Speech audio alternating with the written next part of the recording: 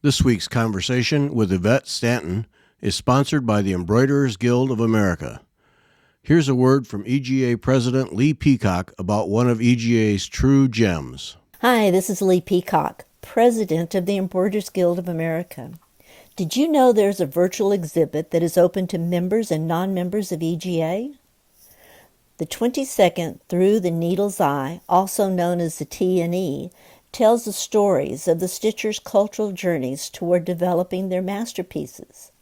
This remarkable exhibit was first displayed virtually at our 2023 National Seminar and is now available to members and non-members of EGA. The T&E exhibit is so large, we needed 2 virtual galleries to display all of the beautiful pieces. To make your viewing more enjoyable, you might want to print out a list of the entries. On the website, there's a link that will give you a list of all the pieces that are included in the show, sorted by gallery, and will indicate all of the winners. Are you concerned that you might be unable to navigate the exhibit? Not to worry. We have a detailed manual to explain how to move around the exhibit and how to use the special features such as zooming in to see the details and reading the artist's statements. Using the buttons on the website, you'll be able to move from one gallery to the other. To access the exhibit, go to egausa.org. Click on the Events tab and choose Through the Needle's Eye exhibit. We hope you will enjoy the exhibit and will come back many times to view these outstanding examples of creativity and needlework. And don't forget, please sign our guest book. Thanks to the EGA for sponsoring this week's show. Our conversation with Yvette Stanton focuses on her new book, Hardanger Filling Stitches. Note that Sassy Jack Stitchery is the U.S. distributor for much of Yvette's catalog of books and has in stock the new Filling Stitches book. You can buy directly from Sassy Jack's or have your local needlework store contact Kim to obtain the books you want to add to your library. Now, our conversation with Yvette Stanton.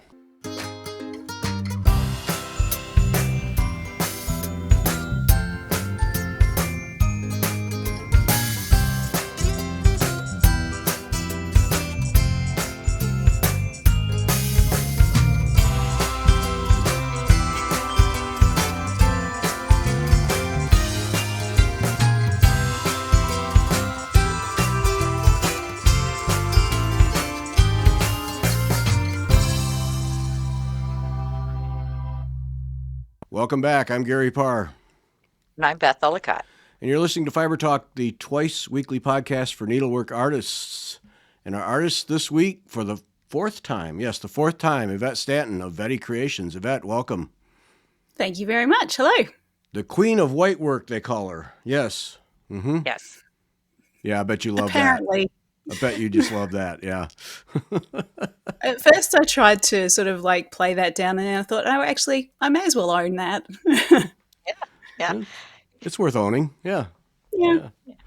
So we've been trying to, I think we were kind of tentatively set up to record about your new book, Filling Stitches, and then you got sick, and then you were well, and then you got sick again, and blah, blah, blah, blah, blah, and now you're healthy, and so now we get to do it. Yay. Yes. Because the book when was the book published? That was last year when? So it came out in Australia at the end of 23. It came out in UK and Europe about February 24 and March in the US. March in the US, yeah. Well, we got it together finally. And the beauty of all your books is that they don't get old, so it doesn't really matter. Yeah. Yeah, Timeless. we can talk about it. So I was looking at material for today for this thing. Take us through what it is that if I were going to start, I got nothing, and I wanted to learn how to do hardanger. Take us through what you would recommend in terms of materials, and obviously we want to start with your book, Early Style Hardanger. This is the book, folks. And then the Filling Stitches, which we'll talk about later, it fills in all the things. But the Early Style, this one. But take us through, what is it that I would want in terms of ground cloth and thread, and what do you recommend to raw beginners? Sure. So, first of all, I'd consider what your eyesight can see. There is no point in trying to do hardanger on, say, 36 count linen if you can't see it. So choose a, a count of fabric that you know that you will be able to see the holes accurately. So some people would say that you must do hardanger on 22 count hardanger or Oslo or I don't know the names of it around the world, fabric. That is not true. You do not need to. That is not what they traditionally used in hardanger. So don't feel that you must go for 22 count fabric. You do not have to. So choose either a fabric such as one of those ones that's got a bit of viscose in it, which I can't remember off the top. Oh, Lugana, you can choose that sort of thing. If that's a count that you can see and you prefer the regularity of the threads being exactly where you expect them to be. But if you prefer linen, choose a count of linen that you like. And the threads may have slubs, and you just accept that that's the beauty of linen. Now, in terms of thread that you'd want to use with that, you need two thicknesses of thread.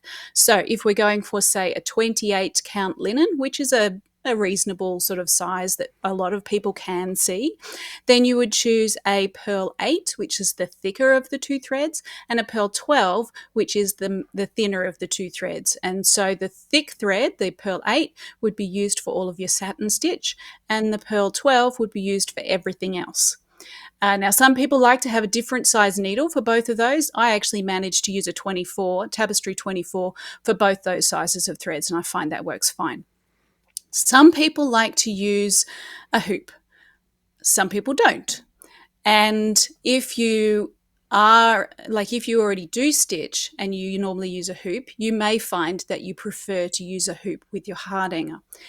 However, one of the things about hardanger is that you're doing similar motions again and again and again.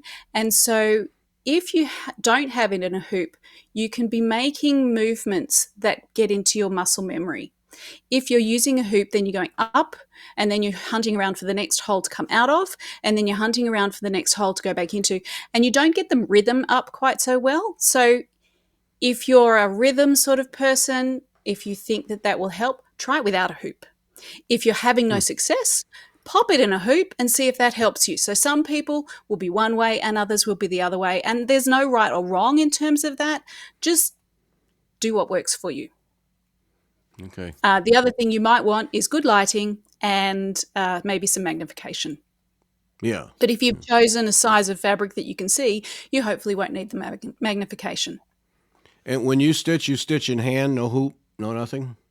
For my hardanger, I generally do it in hand. If I'm doing a filling stitch that has diagonal stitches, so the potential to pull on the bias, then I'll put it into a small hoop, so something like a 3-inch hoop, just large enough for my motif, and I'll work it in that just for that. Oh, okay. That way you know it's held square. That's right. Yeah. Yeah. Okay. And so your threads are you don't use a linen thread, just a cotton thread? If you're a beginner, I would say you might want to try using a cotton thread, so pearl cotton, because they're easier to find. A linen thread does have advantages, but some people don't like them because they're used to seeing the shine of a pearl cotton, and it doesn't have the same sort of shine. However, when you're using a linen thread, linen creases, and so if you're pulling threads for some of your pulled thread stitches, if you pull it and then pinch it between your finger and thumb, it will crease, and therefore it won't slip backwards in the same way that a cotton might. So you're using the property of the linen, that the fact that it likes to crease, to help you maintain good tension. Right. Can you say that again? Because I know I did a white work piece and we were using linen thread and I was having a terrible time with it. So you pinch it as you're moving it through like if I'm So you wrapping a get bar. Yeah, so if you're doing, say, an eyelet, you'll Okay. take your needle through the center of the eyelet and bring it up at the side, and then pull away from the center. And then to help that stitch stay in place, with your finger and thumb of the other hand, just pinch it on one side of the fabric, like so your thumbs above and your fingers underneath. Pinch Right. it, and that will Pinch crease it. the thread, and it will stop it from slipping back quite so much, particularly if you're using linen. Oh, I've got to try this again because I was pretty frustrated and I was like, oh, maybe I should have just done pearl cotton or even a silk, because I was using the linen and I was having a horrible time with it. And I thought, I'm doing something wrong because this is supposed to be better. This is supposed to be easier. Well, And I it's got to not try again or necessarily different. better, it's different. So it's Right. traditionally what they used for hardanger. And so, I like to do the traditional. So therefore, I try to use linen thread. But if you're just beginning, use what makes it easier for you. And you're not necessarily trying to get the really, really fine, tight holes with that. You're just trying to learn how to do the stitches.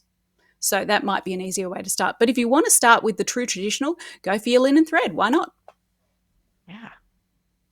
Hmm. It's available too in a lot of colors in the United States anymore. I know a few shops that are carrying it, the Yep. linen threads, which is interesting to me because all of a sudden it's shown up in several places I lurk and look at. So it's kind of Well, nice. the It's other kind of thing that nice. I want to say about linen thread is many of us remember the awful linen thread that DMC brought out many years ago, like 15, 20 or something rather years ago.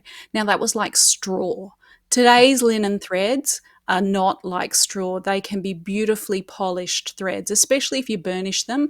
And, some of the pieces that I've seen in museums, they shine because they have been probably laundered and pressed so Mm. many times that it's brought up the shine in the linen. Mm. Okay. There you go, That's nice Beth. to know. I know. I know. Yeah. I'm gonna go dig through my stash, see what I could find. Yeah. Because what was the book you were showing me this morning where you'd started? Oh, oh, that was from the Frisian book, but Yeah. this cracked me up. I was pulling out my book and I found, can you see it? There it is. It's a blue on blue. I don't know. There you are. It's blowing out. See how it's blue on blue? And I stopped in the middle. It's very shiny. You can't see that here, but I know it's a pearl. But what color was I using? Why did I stop? What was I going to do in the center? I don't know, but you better get on with it because that looks really good. So keep going. Yeah. I think I did the hard part. I think I did whatever that funky stitches around. Who knows? Who knows? All I have to do is the corners. What was I thinking? I just stopped. Oh, who Yeah. That knows? was my reaction. Geez, Beth, you're on a roll there. Keep going. Yeah. Yeah. I don't know. I found something else to do, and away it went. And then, of course, what thread was I using? That's Oh, you don't know. Oh. I have no clue. It wasn't with the Can't help you piece. there, sorry. No, no. Now we have to go dig through my stuff. Do you find Hardanger holding its own in terms of interest, growing in interest, or I honestly wouldn't have a clue. okay, all right, I know that the people who love it still love it. Um, so I'm in a number of Hardanger groups on Facebook, and there is a lot of interest in Hardanger. Whether it's growing or not, I don't know. mm-hmm. I'd love to think it is, but that that's very hard to gauge, I reckon. But in terms of what you do, you're not seeing a drop off though. No, the sales of my most recent book tells me that it's going quite well. Yeah. Okay. Yeah. Yeah. Well, I just because we Right. hear enough about it that, and you see enough people doing the work that it suggests to me that it's not something that's fading into the woodwork. That it's a technique and a style that there's still good interest in it, and where Yeah, I would say that's true. yeah, yeah, as opposed to because you see some and then you don't hear about them for a long time, and then all of a sudden they catch on for whatever reason. Don't Yeah. know. Yeah, somebody does it and it looks good, and so everybody else wants to do it. Lemming effect. Yeah, yeah, Well, I think it will definitely remain popular and current in Norway for as long as we can imagine. yeah. I'm sure of that. Yep. Have you Right. been back to Norway since you did the early style book? Because you traveled there, didn't you, for that one? Yes, I did. I think that I did the Smoig book after that one. Yes, so I went back for the research for that one as well. Yeah, yeah. Is that when you go make a trip like that? Do you always learn things, or do you find it's just confirming what you already know? I go to learn. That is my express Oh, okay. purpose in going there. So I'll line up appointments at various museums to go and look at as many pieces as I possibly can and learn what I can. If there's people that I can meet with to learn from them as well, then I'll do that. But yeah, that is my purpose in going to those places. Yeah, and you still there's still more to learn now. Oh, yeah. Oh, okay, okay, yeah. Yeah. Well, I mean, just wonder because as much as you've done, as much as you studied and worked white work, at some point you think, well, all right, I pretty much got most of it, and every now and then something new will pop up, but not the case. No, Okay. not a chance. Well, that's good. That bodes well for the future. Yeah. Yeah. Yep. So you did early style Hardanger. That one you did. It really, if I recall correctly, established the way it was originally done was kind of the purpose, the way trying to back to the Well, origins. yeah, I was trying to take people back to the way it was originally done because Hardanger has been done in many places around the world, and the further it gets away from Norway, the further it seems to change from what was traditionally done. So that book was because I wanted to show people actually this is what it used to be like, and there is beauty in this too. So maybe some of us could be doing it in this style. Mm-hmm. Yeah.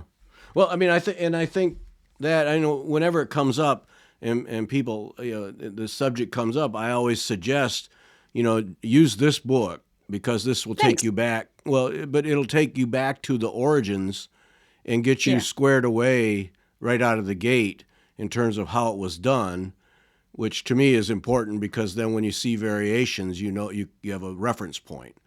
Yeah, And I think it's good to learn the traditional way before you decide to depart from that. Learn the rules and then break them. yeah, exactly, yeah, Right. yeah. So that book, and then the new one is filling stitches, and we were talking ahead of time. This is twice the thickness of any of your other books. So yeah, this is a hefty one. So then, I mean, you obviously in the early style Hardanger, you have filling stitches, but in this one, what prompts you? What says to you? Wait, I got to put them all or as many as I can get into one book. Well, the thing that prompted me wasn't a thing, it was a person. A lady called Donna contacted me and she said um, that she thought that I was the person to write a filling stitch dictionary on, well, a stitch dictionary on filling stitches for Hardanger. And I thought about it probably for less than a day and thought, yes, she's absolutely right. That does need to be written. No one's written it. And why not me? So she said she'd been waiting about 40 years for that book. Oh my. Okay. So I tried to collect together as many filling stitches I could find from as many places that I could find. Some of them I only had reference material of a photograph and no idea how to make it. So, there's a lot of experimentation that has to go into that sort of thing. Others, there were instructions that I tried and then tried to improve upon.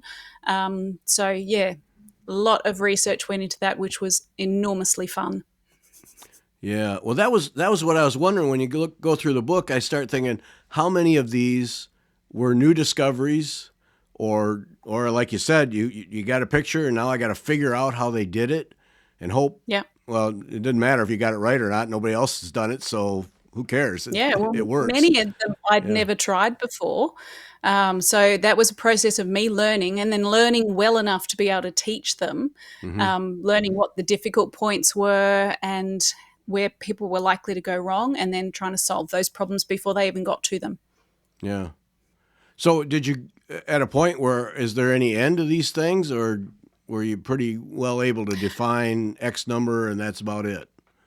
I'm sure there are many more stitches that could go into that book, but I publish myself in Australia and New Zealand under my own Vetti Creations imprint, and the rest of the world, I co-publish with Search Press. Mm-hmm. And so Search Press said to me, you have to stop. You cannot add any more. And I said, no. So then it was a matter of, they had allowed me 280 pages, and I had to squeeze as much as I possibly could into that while still allowing it to be understandable and not so crammed in that you could make no sense of it at all. Okay. That answers the question. Now we know there's more to be done. Yeah. So Yes. there were some stitches that I decided to leave out. So the ones that were very much more reticella style, it is a book on Hardanger filling stitches. It's not a book on reticella style stitches. So there are some that there is a bit of an overlap, but there were some stitches that were very much reticella that I just thought I can't include them because I have limited space. If there was all the space in the world, yeah, sure. Yeah. Yeah. Yeah. Well, that overlap, is that difficult to define, reticella and Hardanger? Is there enough overlap that it's hard to separate, or is it usually pretty clear? Well, the more people that keep switching between the two, I think the more the lines for the filling stitches get blurred. But in my mind, it's the more complicated conglomerate style stitches where you put this with this, and rather than just being a stitch, it's a whole lot of stitches together. So yeah, that's what I considered to be not necessarily something that would go in the book. Okay. So somewhere in there is one step too far, and that's where you draw the line. Yes. Yeah. Yeah. Okay. Or maybe a stitch that I never got working beautifully. So I just thought, well, I'm not putting that one in. They'll never know. So I mean, when you're looking for how many can I find, or is it museums and just basic raw research, just pound away till you run out of them? Sometimes it was just Google image searches, particularly in really, really old books. So some of the really old encyclopedia type books don't have great instructions. They might have written instructions and a photograph. And in this day and age, we don't think that's good enough. So Right. then it was up to me to devise the step-by-step method of how to show that. There were some stitches that, like I asked in the Hardanger groups that I was in, what stitches, if I was writing a book like this, what stitches do you have trouble with? What aspect of it do you have trouble with? So that I could try and solve those problems for them. But I also wanted to know if anyone had any stitches that they'd never seen written up, that they wanted written up. And I had a few stitches that were submitted to me as original stitches that someone had devised. So it's a real thrill to have them in my book, to be able to share them with more people and have them documented. I'm starting to see, though, why you ran yourself into the ground if you're doing twice the book in half the time and doing all that work. I mean, that's an incredible amount of research to get all that together. Wow. Yeah. But I enjoy that sort of thing. So it didn't feel like it was too much. I just felt like I was having fun. And then my body at the end said, no, You're that done. was not a good idea. Is there enough left over for another book, or do you think you... No, I think at this stage that's probably the full extent of that book. I don't know that anyone has an appetite for me to add to it. I don't know. Yeah, I mean, I don't like know. having... Maybe. That's what I love about that's what I love about your work, is you're preserving history in all these techniques. And That's what I love about it too. yeah, I mean, to me, that's, above everything else, that's so important, because so much of this stuff gets lost. Who are we talked to this group, and was it Madagascar or whatever, that was doing work, and they had none of the stitching from their history. Oh, wow. And there had to be some somewhere, and they had none of it. Yeah. And and when I hear that, then I often, it's weird, but I think of you and how you've preserved in your books. You've preserved a lot of history, a lot of needlework history, and made it so people can keep doing it.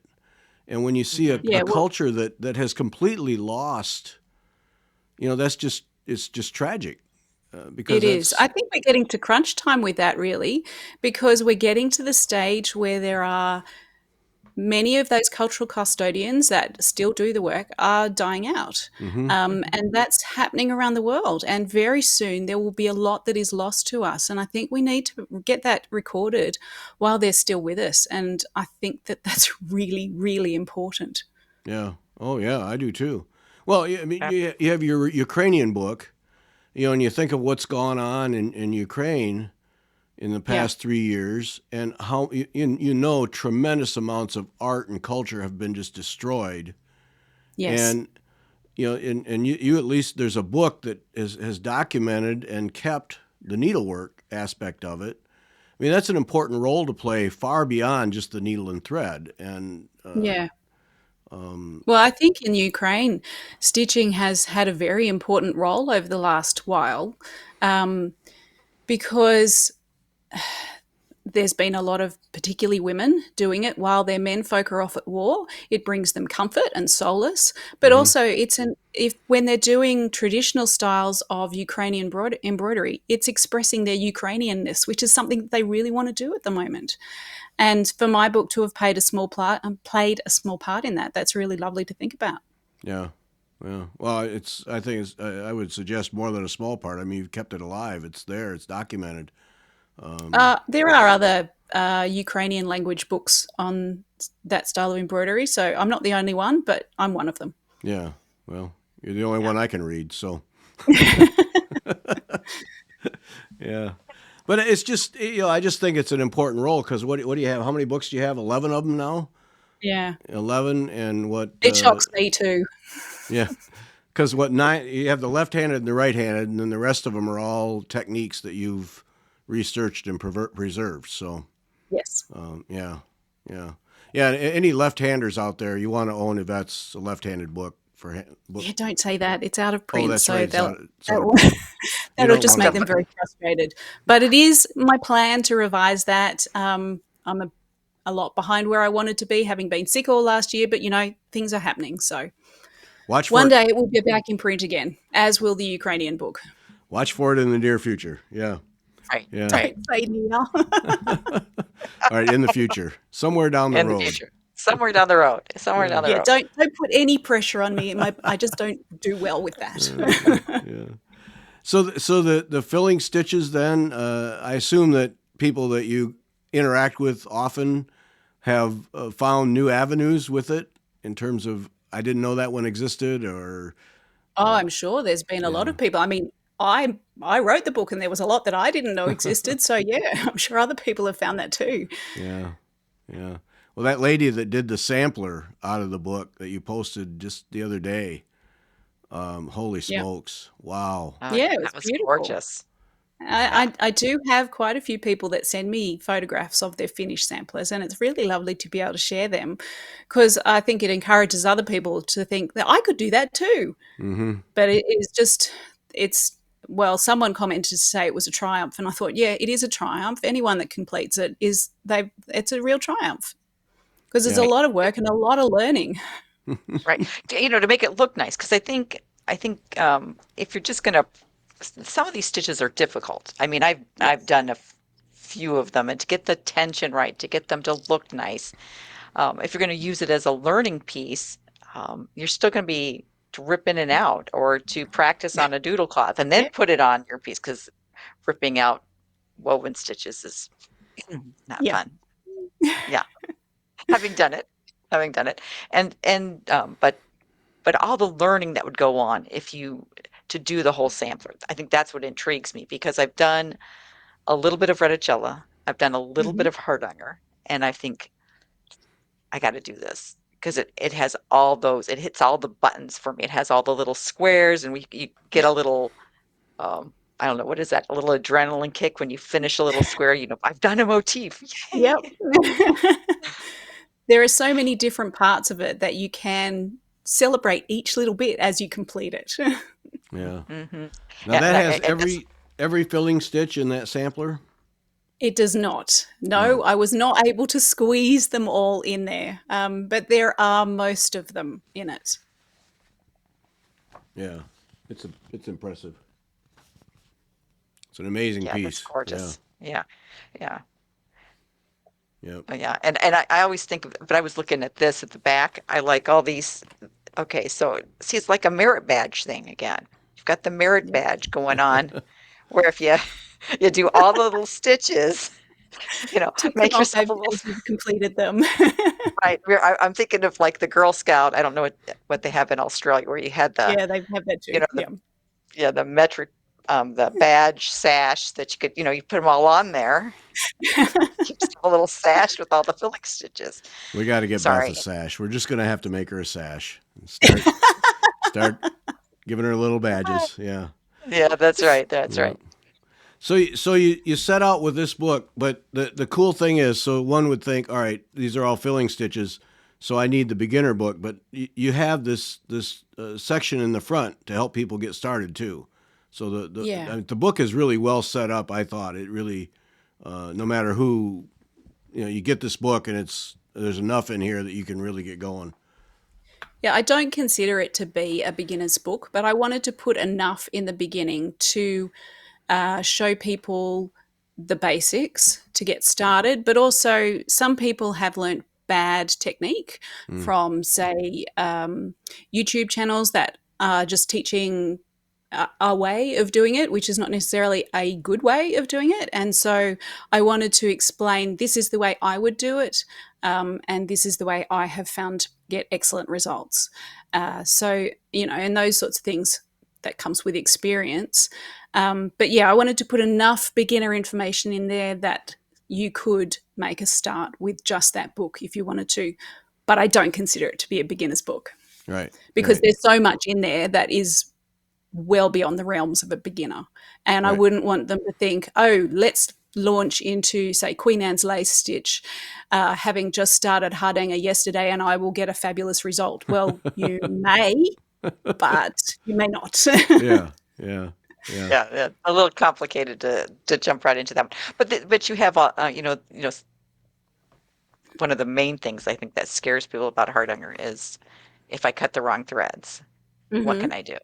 And you Well, say and you show, and it yeah, happens. It happens all, it but does. it's fixable Yeah. for the And I most of the often say time. that the best place to make those mistakes is in a class because I can show you how to fix it. But as I'm not with all of you, I do have information on that in the book of ways you could fix things.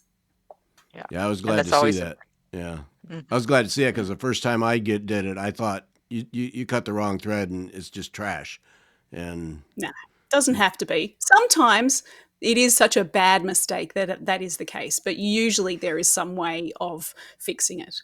yeah, You've yeah. just got to have the confidence to get in there and give it a go. Ooh, it's a big hurdle. That's a big Yeah. hurdle. Yeah. You want me to But you cut learn by what? doing, so the best way to fix it is to actually start trying to do it. If you just think it's not going to look perfect, well, of course it's not going to look perfect because you haven't actually done anything to it yet. You've got to make a start before you can make it Yeah, look perfect. yeah, yeah. I'll never forget the first one I cut. Man, oh no, it's gonna come up. It's just gonna. I could just. Well, I'm sure everyone has visions of the whole thing just unravels in your hands and Yeah. you're sitting there going, and it doesn't happen. Not if you do it right. Yep. nope, So you got nope. this book all set up. I mean, it's very well organized. Um, and I love the part that Beth was showing the filling stitch pictorial index in the back. I mean, that's Hmm. almost That's wanted to nice. say, can we move that to the front?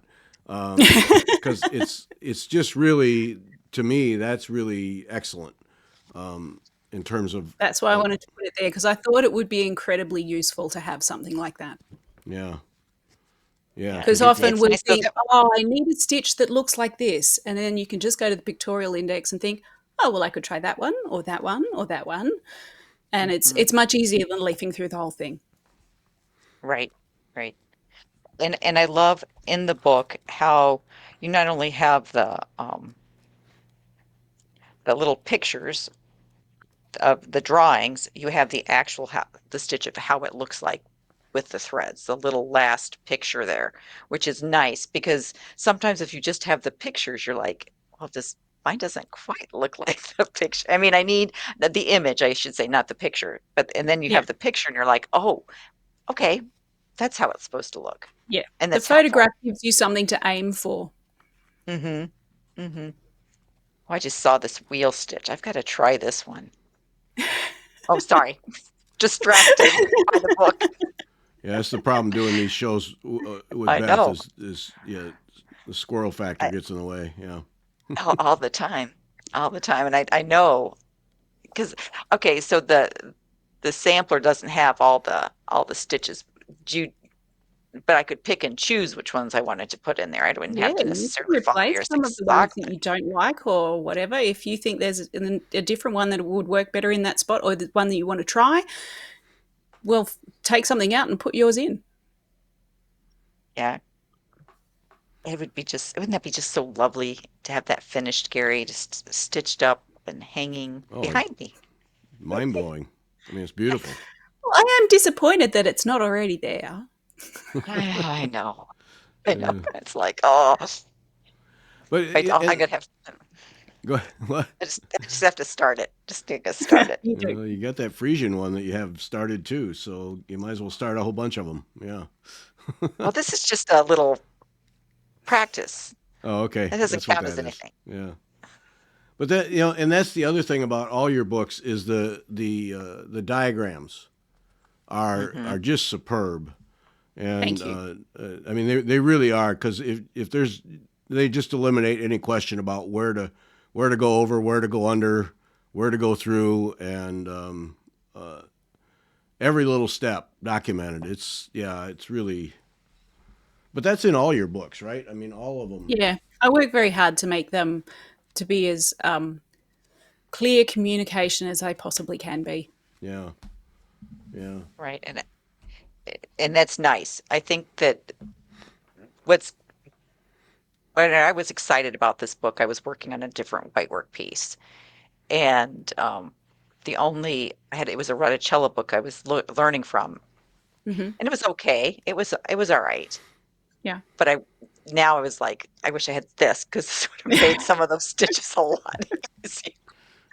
Yeah. Well, the thing is, if you're Uh, doing Reticello, there might be enough of, say, a different hardanger stitch that you can learn what you need to make your Reticello stitch look good. mm-hmm, mm-hmm. Yeah, yeah. Why don't you make a Reticello book next? Other people have Sorry, written them already. that's true. That's true. There are As some I out was there. saying before about things that haven't been written on, I find that it's probably more important for me to document things that are totally undocumented at this stage. Yeah. Yeah, Yeah. true, There is true. only one of me after all, and I think let's use me wisely. Because we haven't learned to clone you yet. That's too bad. No, So I sad. mean I do have a twin sister, but she's not a clone, and she doesn't do what I want. She lives her own life. Oh, I, the nerve of her. sisters are, I know, sisters. Are there other techniques that you hope to get to that you Yeah, there are. are there Am I going really? to tell you what they are? No, I'm No, not. didn't figure you would, but so they're actually okay. But that's interesting in its own right. Then, so there are other white work techniques that are Yep. worthy of a book. Yep. Wow. Yeah, there are others that like it's on my list and I want to get there and I want to get there and it just hasn't come to be the right time yet. Yeah. But that's so impressive, through history that I mean, you got 9 of them, and yet there's more. Well, 3 of those are Hardanger of Yeah. those 9. So, yeah. But So yeah, there's many more. I could probably spend the rest of my life working my way through just Italian needlework. There is oh so much there. You go into little tiny corners of countries, and just this such a town will have its own style of embroidery. That why not document it? mm-hmm. Just got isolated off and Yeah, never got spread. Fascinating. Yeah. yeah. Do you try to get to Europe and study once a year, or is the internet No. no? Generally, a book takes me I get one done about every 2 years. So I wouldn't want to be researching more often than that. But I don't always have the opportunity to travel. Things like, mortgages Oh. have their effect on one's plans. Uh-huh. Yeah, if I could be in Europe every year to be learning, that would be fabulous. But seeing I'm in Australia, that's a little bit unrealistic, unfortunately. Yeah, yeah. But is that with the internet and what's available today for museums? Is that generally sufficient, or do you still feel like you need to actually go at some point? Look, in some cases it could be sufficient, but I would still prefer to go there. There are things that you can't really get without seeing them in person, seeing the scale of things. And quite often I will turn a work over to see the back of it, because that helps me to understand the method that is used to make a stitch. And if I can't turn it over, then I don't get to understand that. And so therefore it can be really, really important to see these things in the flesh. And so there's nothing quite like it. And I would always want to travel to a place, if I possibly could, to be able to see the work. So when I did the Ukrainian book, I didn't go to Ukraine, but I did go to the Ukrainian Museum in New York, and they have a fabulous collection there, and I used that collection extensively. I obviously probably wouldn't want to go to Ukraine at the moment either. No. But yeah, so there are sometimes reasons why you don't necessarily get to go to the actual place, but as long as you see a really good selection of the work, of the proper original work and not derivative work, then I think you've got enough to learn from. Mm-hmm. Yeah. Museums, when you approach them to do this kind of research, do you find them generally pretty accommodating? I do, yes. Yeah. You just need to approach them professionally and say that I'm doing this and I would like to do this, and we then arrange a time. Often they'll ask me what particularly I want to see, and sometimes I will be able to tell them particular works, and sometimes I will just say, I want to see everything, please. Mm-hmm. Everything that is relevant to this. And so like I spent a fabulous 2 days in the bowels of the I can't even remember the name of it. Oh dear, the museum in Friesland. No, it's just not coming to me. With the curator there, and it was so fabulous seeing so many different examples. And so I'm allowed to handle them if I'm wearing gloves, and I'm allowed to photograph them, and I negotiate the rights to those photographs so that I can use them in my books. But yeah, there's just so much to be looked at. So I'll photograph things very carefully. If there's areas of interest, then I'll photograph those particularly, as well as the whole thing, so that I can go home and look through all of those photographs and let it just all sink in, so that I can really come to understand what makes that style a style. So all of the learning is not done while I'm there in the museum. A lot of the learning is done there, but a lot happens afterwards when I carefully and slowly go through all those photographs and let it come together in my head so that I can understand it. Yeah.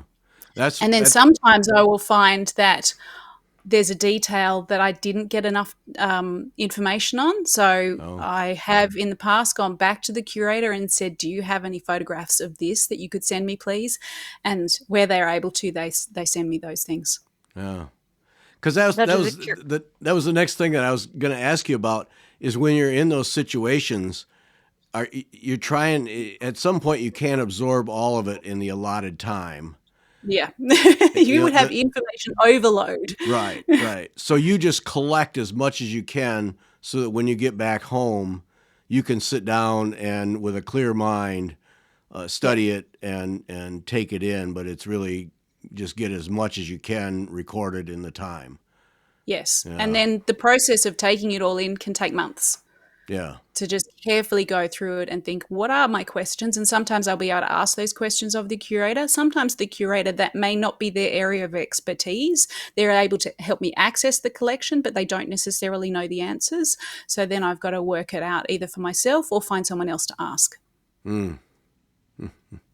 That kind of goes along with my question. Are they surprised that you're interested in the textile collection, or is there, No, what they're surprised about is that I would come all the way from Australia to look at their embroidery.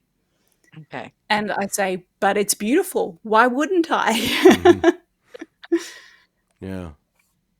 Yeah, because I think that's a good question, Beth. Because that in a museum, you know the stuff that's out on display, you know, and that's the focus. You know, our next exhibit, and we got all this cloth and thread in the back here.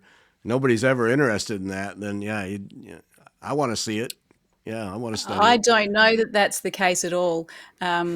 In Australia, in the museums that we have here, whenever there are fashion exhibitions, they are highly well attended. Like Oh, people love them.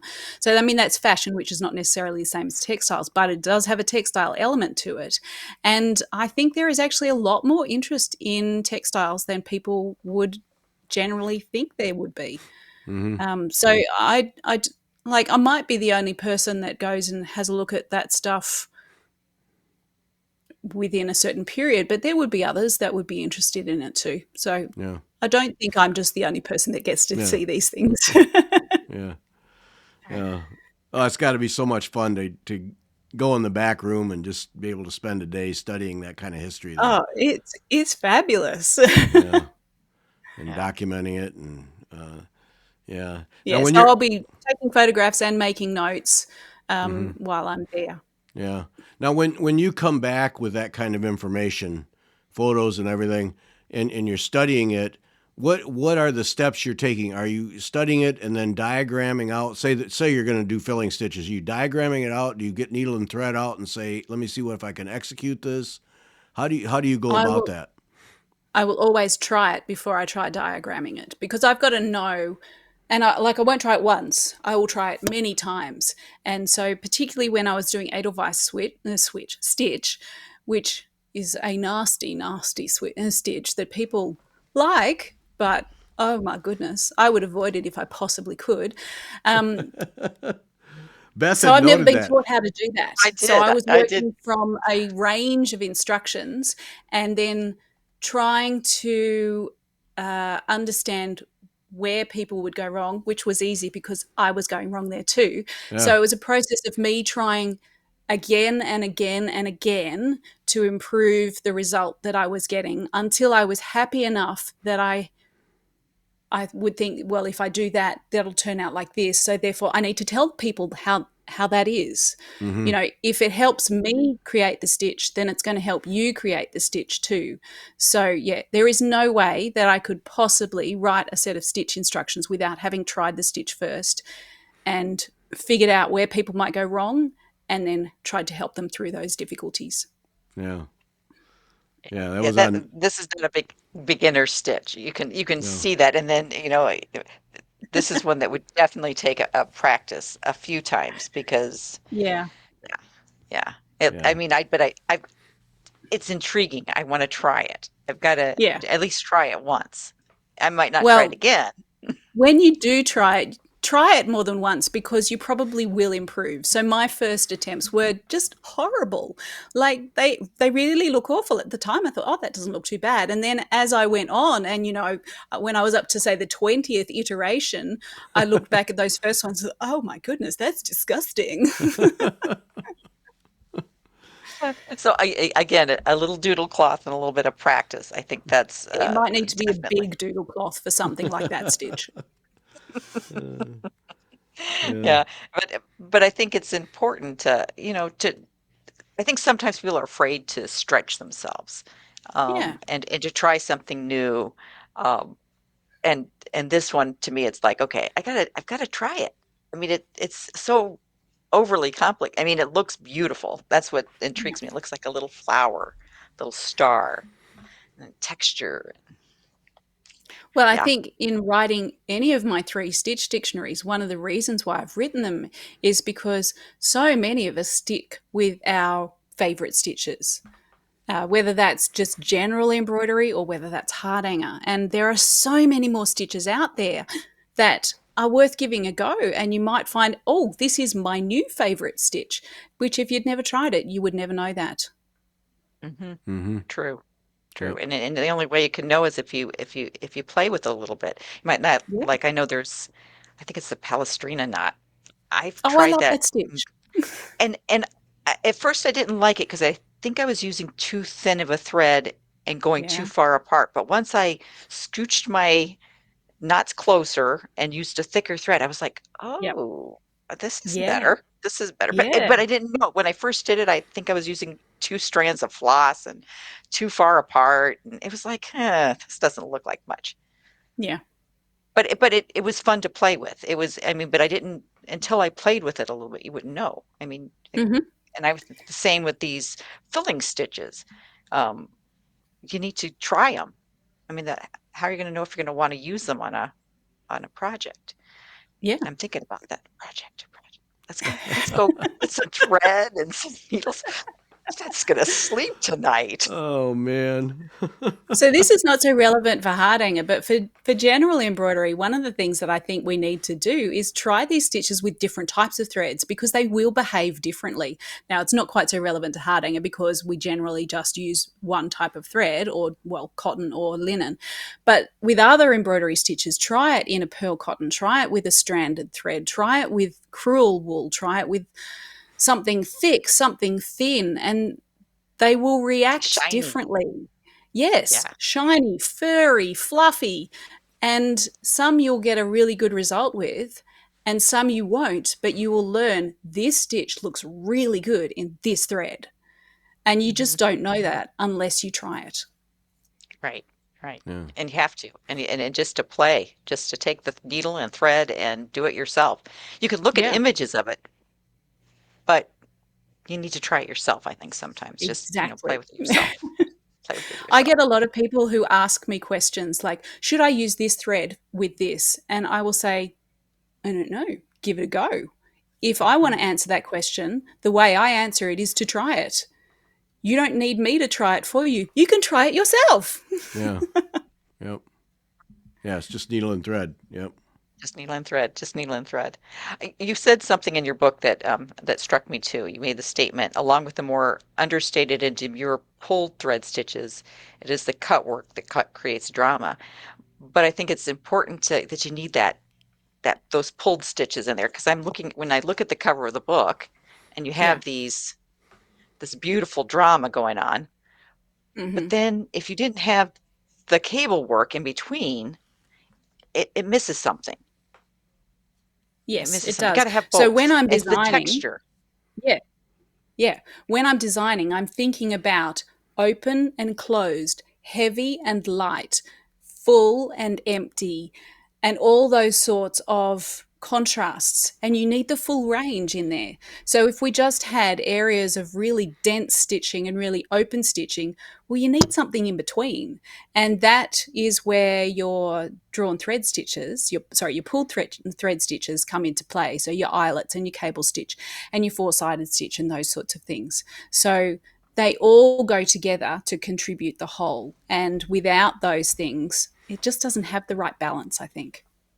Right, and you can see it when you show the photographs of the costumes of the ladies that are wearing like the traditional Yes. costumes. Yes, drama there with the open work that's there, but there's also you can see the texture of what they have and Yeah.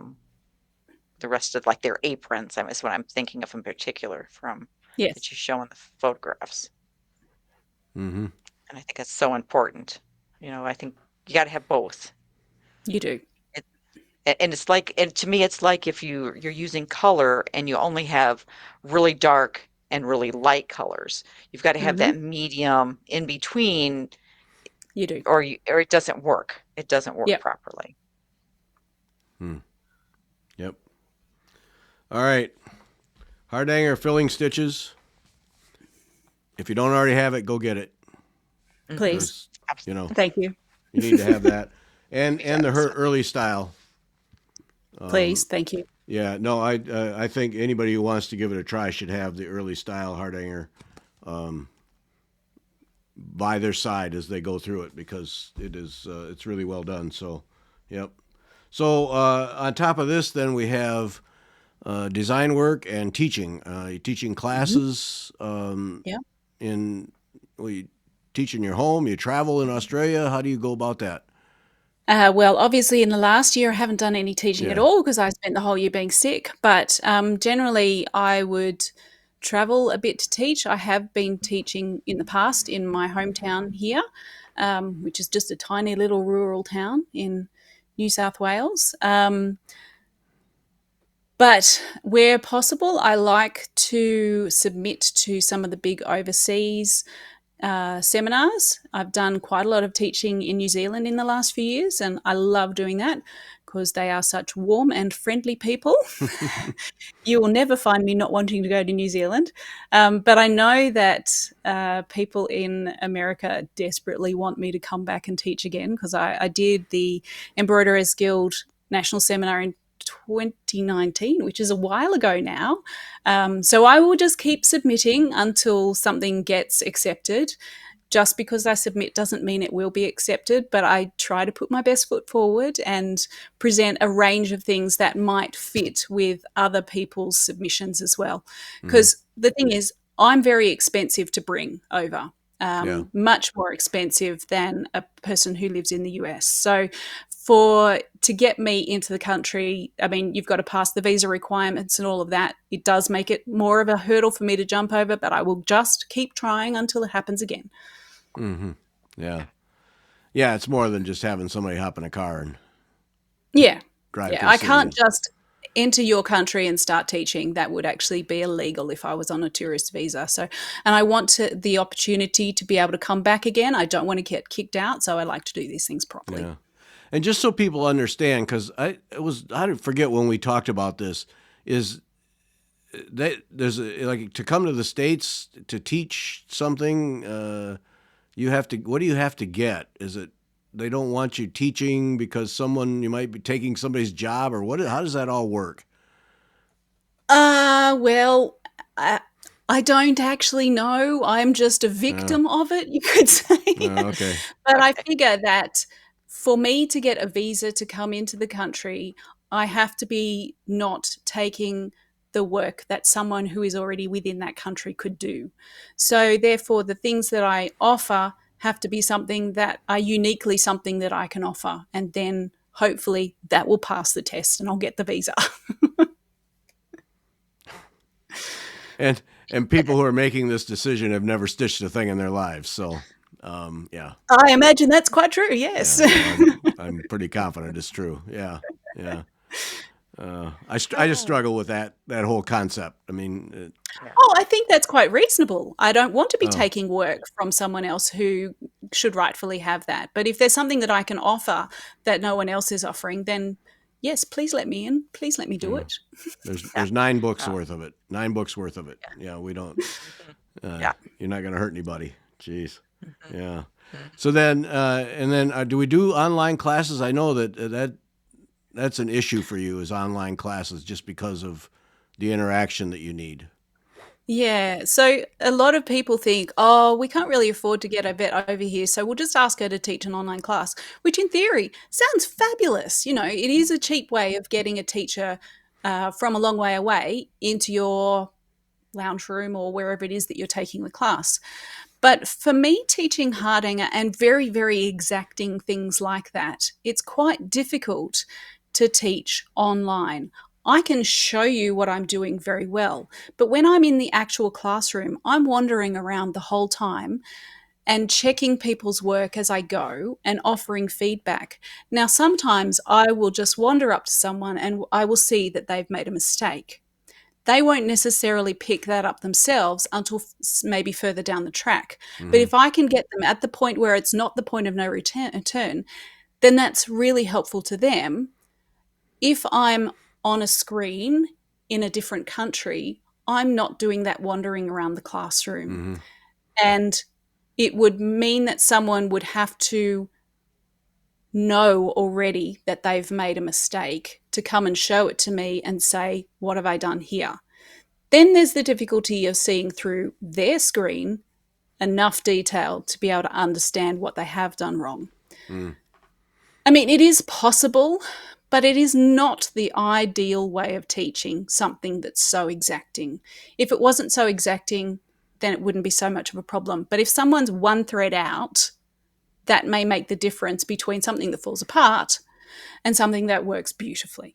And I want my students to be successful, and I feel that the best way that my students can be successful is for me to be in the room with them.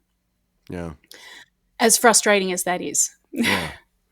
Yeah, because in today's technology-ridden age, everybody thinks everything can be done online, and a lot of it can, but there are limits. Yeah. Yeah. Certainly, I can instruct you online, but my interaction with you is a lot harder for me to see your work. Mm-hmm. And to be able to help you position your needle and thread and your hands in the correct way or whatever it is if I'm not there with you. Yeah. Yeah. So online doesn't It's work. Darn it. Well, it does, but to a point. So, Yeah. like, I do have an online class, which is for the Frisian Whitework Silk Sampler. And, there are people working their way through that at the moment. This morning, I had someone send me a photograph of their progress. And my goodness, it looked beautiful. But I also know of someone who else has been working on it through the course, and she found that she had made quite a mistake and she had to start over. Oh, Now, if we'd ouch. been together, we may have been able to stop that from happening at an earlier stage. Yeah. Yeah, and that just sucks the fun right out of it if you have to start all over. It does. Oh, geez. Right. Yeah. And I think of my friend she's working on the Frisian sampler with the bullion knots. And Mhm. I know she's such an excellent stitcher. She must be doing something wrong with her bullion knots, tension-wise, because she said they're all different shapes. And she said, I'm going to have to, she's never done bullion knots, which was surprising to me. Mm. Because she's such a good stitcher, I thought she'd tried them at least once before.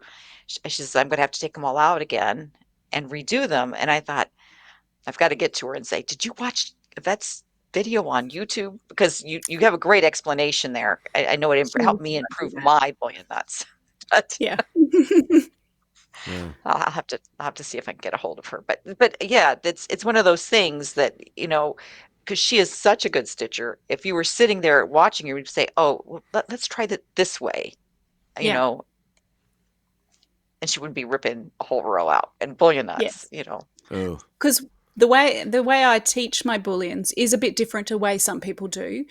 And I go through and I do a few and I show people how to do it. And then I let one go absolutely haywire because that happens to us. And then I show them how to get it back to being the beautiful thing that you want it to be. Oh. It usually can.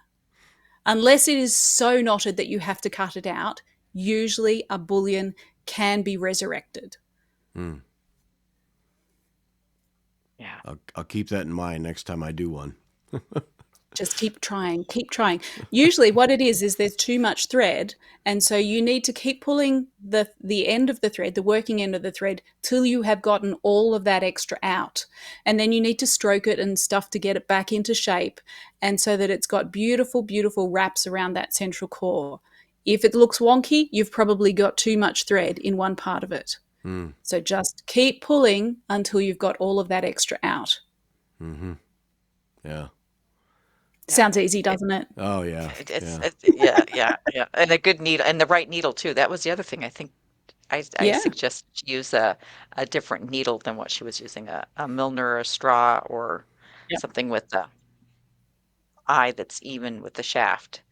Said Yes. it'll make a difference. She goes, It really? will. And it's like, Yes. it's really. Rather than She, trying so hard to pull it through, it will just glide through. that's right. That's Mhm. right. Mhm. All right, Yvette. Fun as always. Thank you. And people Yes. need Thank you very much. People need to get them. Here in the States, just about any of the stores can get them because Search Press makes them available here in the States. Early Style Hardanger, and then the newest one, the Filling Stitches book. They need to be in your library if you're doing Hardanger at all, both of them. You should do this one too.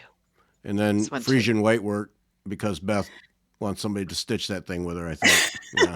I think Now, so. some of my books are not distributed by Search Press in the US. Some of them, the older ones particularly, I have a different distributor, and I'm currently using Sassy Jack Stitchery as my distributor. So if you are from a shop and you need some of my older books, go to them and they will have them for you.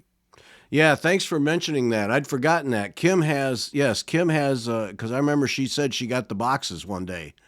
Yes, a The lot of books. boxes. Yeah, so the older books, Kim has them all. She does. Yeah, so that's quick. that's a quick phone call, and you can have that book in hand. So, and then the two that are out of print is the left-handed stitching and the Ukrainian one. That's right. And they are on my list of things to revise. Just these things take time for me to do, so don't expect them next week. Oh, I'm sorry. I've got a life to live, and these so things depressed. take time. All right, Yvette, thanks so much for doing this. Folks, get the Thank books. you. You can use them. We appreciate it. Thanks. Thank you. Thank you.